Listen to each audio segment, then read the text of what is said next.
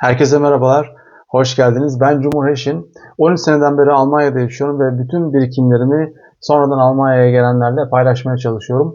Bugünkü konu Almanya'ya sonradan gelen herkesi ilgilendiren bir konu. Konumuz Almanca. Almanca öğrenimimizde sıçramayı nasıl gerçekleştirebiliriz? Bu konuda çok fazla soru geldiği için odaklanmak istiyorum. Kendi yöntemlerimden bahsedeceğim. 3 tane metottan bahsedeceğim ve bu metotlar yardımıyla Almancanızı nasıl öğrendiğiniz süreç içerisinde sıçratabileceğinizi size anlatmaya çalışacağım. 3 tane yönteme geçmeden önce faydalandığım kaynaklardan bahsetmek istiyorum. Öncelikle burada bir hanımdan bahsetmeden olmaz. Benim Almanya'ya geldikten sonra eserlerinden ve videolarından çok faydalandığım bir hanımefendi vardı. Kendisinin adı Eva Birkenbiel. Yazılışında şu şekilde gösteriyorum size. Eva Birkenbiel alaylı bir dil bilimci. Kendisi hayatının bir kısmını koçluğa, onun dışında dil öğrenimine ve farklı konulara adamış bir insan. Aynı zamanda eğitim yöntemleriyle ilgili olarak da uzmanlaşmış bir hanımefendiydi. Kendisinin bir kitabı vardı. Bu kitabın adı Sprachlernen leicht gemacht. Yani Türkçesi kolay bir şekilde dil öğrenmek. Bu şekilde Türkçe'ye tercüme edebiliriz. Ben bu kitaptan çok faydalandım ve kendisinin dil öğrenimiyle ilgili olarak verdiği yöntemler ki bunlardan bugün de bahsedeceğim kısmen akademisyenler tarafından kabul edilmiş ve tasdiklenmiş yöntemler. Bunu aklımızdan çıkarmayalım. Kendisinin literatüre kazandırdığı bir kavram beyin dostu dil öğrenimi veya beyin dostu öğrenim. Dil öğrenimi için de bu kavramı kullanıyordu Eva Birkenbiel. Yani bu anlamda referansımız çok sağlam. Kendisi 40-45 yaşından sonra 10-15 dil öğrenmiş bir insan ve bunu hep benzer yöntemler uygulayarak yapmıştır. Bu birinci referansımız. İkinci referansımız nedir? Yani bu yöntemlerle ilgili olarak. İkinci referansımız da benim. Ben 2 yaşına kadar çift dilli büyümüş. Türkçe ve Fransızca. Annemin sayesinde sağ olsun. Daha sonrasında 11 yaşından itibaren daha farklı yabancı dillerle karşılaşmış. Bunları öğrenmek için çok farklı yöntemler kullanmış. Ve sonuç itibariyle son 2 senede de dil öğretmenliğinin yanı sıra dil koçluğu yapan bir insanım. Yani referansınız bu anlamda sağlam. Onu şimdiden söyleyeyim size. Bu şekilde şimdi bu yöntemlere girmek istiyorum. Birinci yöntem. Bu arada bu yöntemleri sıralarken şundan bahsetmek istiyorum. Yöntemlerin zorluğu veya sizin için gerekli olan eforu birden 3'e doğru aslında biraz artarak gidiyor. Birinci vereceğim yöntemde neredeyse hiçbir efor sarf etmiyorsunuz. Burada sizin halihazırda bir işlevi olan organınız sizin için her şeyi aslında siz efor sarf etmeden yapacak. Şimdi buna başlıyoruz. Birinci yöntemimiz sıçrayıcı şekilde Almanca öğrenmek için veya bir yabancı dil öğrenmek için yapılması gerekenlerden bir tanesi. 1. Pasif dinleme. Pasif dinleme ne demek? Pasif dinleme aktif dinlemeden farklı. Yani siz dilinizi geliştirirken herhangi bir şekilde bir video seyrediyorsanız veya müzik dinliyorsanız ve onu anlamaya çalışıyorsanız bu aktif dinlemedir. Dolayısıyla siz beyninizi odaklayıp orada ne dendiğini anlamaya çalışıyorsunuz. Bu aktif dinleme. Benim burada bahsettiğim yöntem pasif dinleme. Neden pasif dinlemeden bahsediyorum? Çünkü burada kademe kademe size çocukların ana dillerini nasıl öğrendiğini aslında tekrardan hatırlatmaya çalışıyorum. Çocuklar ana dillerini annelerinden veya yakın çevresinden önemli ölçüde pasif dinlemeyle öğrenirler. Pasif dinlemede sadece ve sadece beyin farkında olmadan dinler, duyar ve o kalıpları bir şekilde beynine farkında olmadan yerleştirir. O kalıpları daha sonrasında kelimelerin yerini değiştirerek kendi cümlelerini kurarak o dili konuşmaya başlar. Pasif dinlemede herhangi bir şekilde konsantre olmanıza gerek yok. Farklı bir şey yaparken, mesela araba kullanırken ve başka bir şeyler düşünürken radyo açık olabilir. Bu pasif dinlemedir.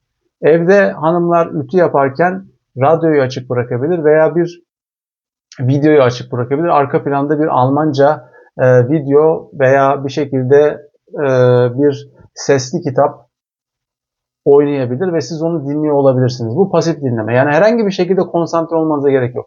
Arada bir konu belki bir anda dikkatinizi çekebilir, konsantre olmak isteyebilirsiniz. Bunu tabii yapabilirsiniz ama pasif dinlemedeki asıl amaç beyni o dile hazırlamak. En nihayetinde her dil bir ses sistemi ve o ses sisteminin ritmik bir yapısı var. Yani nasıl ki Türkçenin bir ritmik yapısı var, Almanca'nın da bir ritmik yapısı var. Bu ritmik yapının çok detaylarına şu an girmek istemiyorum. Yani bunun içinde vurgular var, inişler var, çıkışlar var vesaire.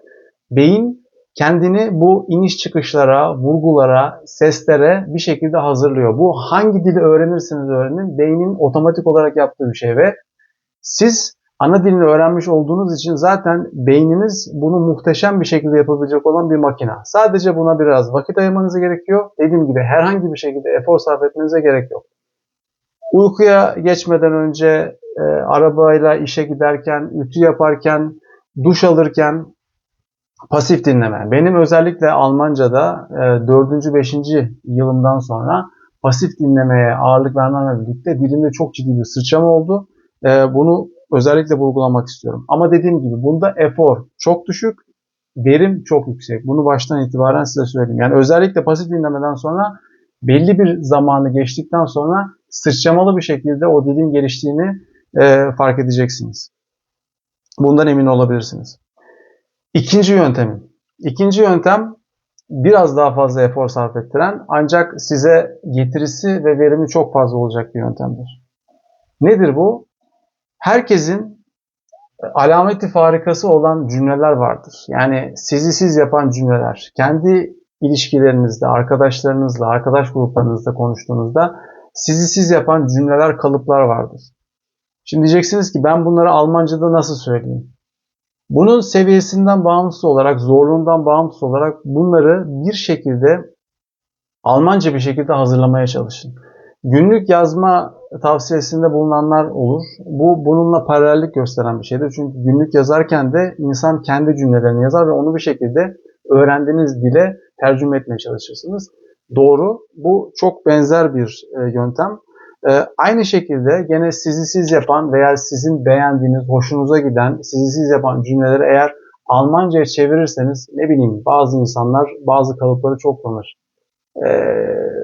Üçle ilgili bir şey olur. Allah'ın hakkı üçtür dersiniz. İşte her şeyin hayırlısı. Tamam bunlar belki biraz üst seviye veya çevirmesi zor şeylerdir ama eğer bunları çevirmeye başlarsanız ve bunların üzerinde düşünmeye başlarsanız seviyesi ne olursa olsun bir kere dille ilgili olarak bir beyinsel sürecin içine girersiniz ve bununla ilgili olarak yerleşmeler, beyne kalıpların yerleşmesi bir şekilde hızlanmış olur. Daha sonrasında ne yapacaksınız? Eğer uygun tercümeyi bulduktan sonra bunların bir kere doğru telaffuzunu bulmanız lazım. Yani siz onu her seferinde veya yeni bir dil öğreniyorsanız doğru telaffuz edemeyebilirsiniz. Onu telaffuz edecek olan bir uygulamayı bulup telaffuz ettirip aynı şekilde o sesleri çıkarmaya gayret edersiniz ve akabinde ne yaparsınız? Türkçe cümlenizi okursunuz ve arkasından Almanca cümleyi okursunuz ve bunları ses kaydı haline getirirsiniz. Şimdi bunları siz Türkçe kalıp ve Almanca kalıp olarak kendi sesinizle seslendirdiğiniz zaman ve bunları kayıt altına aldığınız zaman sonrasında bunları dinleme imkanınız olur. Kendi sesinizden kendi kalıplarınızı yabancı dilde duyduğunuz zaman bunlar çok inanılmaz bir şekilde pekişmeye başlar. Yani bunu lütfen yöntem olarak deneyin ve belli bir noktadan sonra kalıpların aklınıza gelmesi noktasında inanılmaz bir sıçramaya ulaşacağını göreceksiniz. Buna bir şekilde efor sarf etmeniz gerekiyor ama getirisi gerçekten çok yüksektir. Ve çevireceğiniz cümlelerin de Almanca seviyesini çok umursamayın. Yani çok düşük seviyede cümleler de olabilir veya kolay tercüme edilebilir cümleler de olabilir. Çok yüksek cümleler de olabilir. Buradan bunu bağımsız yapın. Yani bu çok zor bir Almanca işte ben bunu bu şekilde söyleyemem çok zor demeyin. En zor, en yüksek veya C1, C2 seviyesi bile olsa o cümleyi çevirin, seslendirin ve akabinde tekrar ederek onu dinlemeye devam edin. Bu şekilde kendinizi çok daha iyi hissedeceksiniz ve kalıpların beyninize geri çağrılma ihtimali çok daha hızlanacak diye düşünüyorum. Şimdi ikinci aşamada biraz daha fazla efor sarf etmemiz gerekti. Üçüncü aşamadaki konu biraz öğrenme yöntemi biraz da psikolojiyle alakalı. Şimdi insanların çoğu demek lazım, yabancı dil öğrenen insanların çoğu şöyle bir düşünceye sahip. Benim yabancı dile yeteneğim yok. Şimdi bu çok duyulan ama doğruluğu olmayan bir cümle. Şimdi diyeceksiniz ki nasıl oluyor? İşte bazı insanların yeteneği var ki onlar çok dil öğrenebiliyorlar. Çoğu insan da bunun tersini düşündüğü için demek ki diğer insanların yeteneği yok. Şimdi ya bu iş gerçekten böyle değil. Bu konuda çok yapılmış araştırma var. Artık yüzlerce desem yeterli değil, binlerce desem muhtemelen o da yeterli değil. Şimdi yabancı dil öğrenmede veya dil öğrenmede, dil bilimde sadece bir tane kıstas var. Yani bir insanın dil öğrenebilmesi için sadece bir kıstas var ve bu kıstasın dışında herhangi bir kıstas yok. Yani bizim dil öğrenebilmemizi gösteren sadece bir gösterge var. O göstergede o insan bir tane dil öğrenmiş mi veya ana dilini öğrenmiş mi? Eğer bir insan ana dilini öğrenmişse dünya üzerindeki her türlü dili ana dili seviyesinde öğrenecek duruma gelebilir. Bu kanıtlanmış bir şey. Herkesin ihtiyacı olan süreç farklı olabilir. Ancak o noktaya gelebilirsiniz. Ne zaman ana dilinizi öğrendiyseniz. Siz şu an beni dinliyorsanız ve beni anlıyorsanız ana dilinizi öğrenmişsiniz demektir. Demek ki siz dünya üzerindeki her dili, aynı şekilde Almancayı da istenilen seviyede, hatta ana dili seviyesinde öğrenebilirsiniz. Onun telaffuzunu dahi ana dili seviyesinde yapabilirsiniz zorlarsanız. Yaşla bağlantılı olarak burada odaklanılması gereken yöntemler farklılaşıyor ama sonuç değişmiyor. Bunu gerçekten ana dili seviyesinde, telaffuzu dahil olmak üzere ana dili seviyesinde konuşan çok insan var.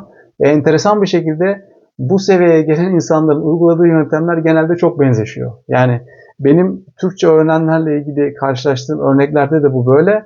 Almanca öğrenenlerde de böyle, Fransızca öğrenenlerde de böyle ama şimdi bu örneklere ben girmek istemiyorum. Burada üçüncü yöntemde neye vurgu yapmak istiyorum onu söyleyeceğim size. Bir kere şunu kırdık. Yatkınlığı olan insan, dile yatkınlığı olan insan yoktur. Herkes ana dilini öğrendiyse herkesin yabancı dile yatkınlığı vardır. Bu bir.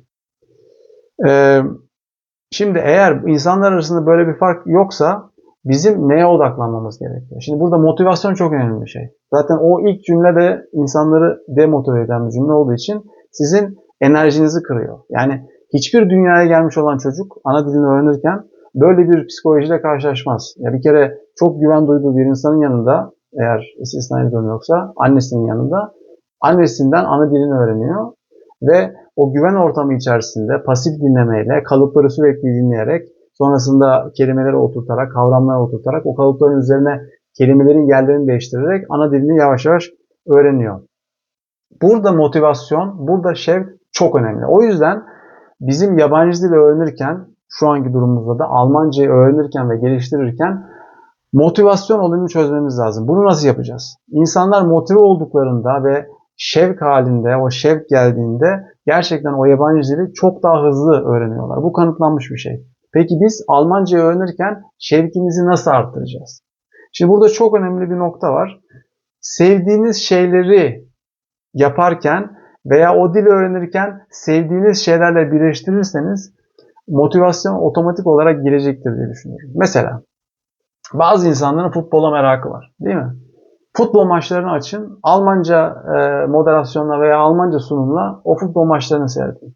Yani benim yıllar evvel, 20-25 sene evvel izlediğim futbol maçlarından Almanca kalan cümleler hala kafamda. Kalıplar aklımdan çıkmıyor. Yani mesela bir futbolcu vardı, 4-5 kişi çalınmadı. Kaleye şut çekti, top direkten geri döndü. O direkten geri döndüğü anındaki spikerin tepkisini ve o anda söylediği şeyi ben aklımdan çıkaramıyorum. O aklıma çakıldı. Çok motiveyim, çok inanılmaz şevk halindeyim. Gelmiş, inanılmaz konsantreyim maça. O anda ne dedi spiker? Achtung, Alüminyum. Dikkat, alüminyum dedi. Yani direk için bazen malzemesi alüminyum olduğu için alüminyum denir Almanya'da. O kalıp mesela aklımdan çıkmıyor. Yani Veya Sergen'in yıllar evvel Barcelona'ya attığı bir golde hiç unutmuyorum. Spikerin söylediği cümle kalıp olarak aklımdan çıkmıyor. Dolayısıyla sevdiğiniz şeylerle dil öğrenimini birleştirirseniz veya dil öğrenimini sevdiğiniz şeylerle bütünleştirirseniz motivasyon gelecektir ve motivasyon geldiği anda da sizin dil öğrenmenizdeki eğim, o grafikteki eğim çok farklı olacaktır. Bunu aklınızdan çıkarmayın. Yani mesela film seyretmeyi mi seviyorsunuz? Dizi seyretmeyi mi seviyorsunuz? Bulun internette veya işte paralı yayınlar alma imkanınız varsa onların altyazılarıyla Almanca altyazılarını açın. Almanca olması lazım tabii dizinin. Dizi, film fark etmez. Veya müzik dinlemeyi seviyorsunuz. Müzik, şarkılar indirin. Şarkıların bir şekilde metinlerini indirin. Metinlerini aynı anda ekrana yansıtın. Onları dinleyin ve göreceksiniz ki sevdiğiniz şeylerle dil öğrenimini birleştirdiğinizde o motivasyonla birlikte beyin dostu öğrenimi gerçekten gerçekleşmiş oluyor. Nasıl ki çocuklar ana dillerini çok rahat bir şekilde öğreniyorlar. Biz de eğer psikolojimiz ve herhangi bir şekilde beynimiz kendi kendimize öğrettiğimiz düşüncelerden dolayı bir engel teşkil etmiyorsa öğrenmek istediğimiz yabancı dili gerçekten çocukların ana dillerini öğrendiği hızda öğrenebiliriz. Bu mümkün, bu kanıtlanmış bir şey. Umarım bu 3 yöntem sizin için de çok faydalı olur diye düşünüyorum. Ben özellikle 4. 5. senemden sonra bu pasif dinlemeye çok odaklandım. Kalıp çalışmalarına çok odaklandım. 4. 5. seneden sonra Almancamda çok ciddi sıçrama oldu. Tabii ki bu sadece ben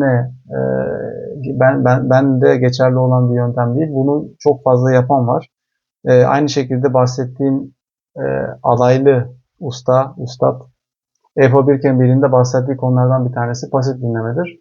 Beyniniz o sesleri bir şekilde kendi hazırlığını yapıyor ve ondan sonra o hem telaffuzunuza hem kalıpları çekmek için inanılmaz bir altyapı sağlıyor. O zemini hazırlamanız lazım. Beyninize o vakti vermeniz lazım.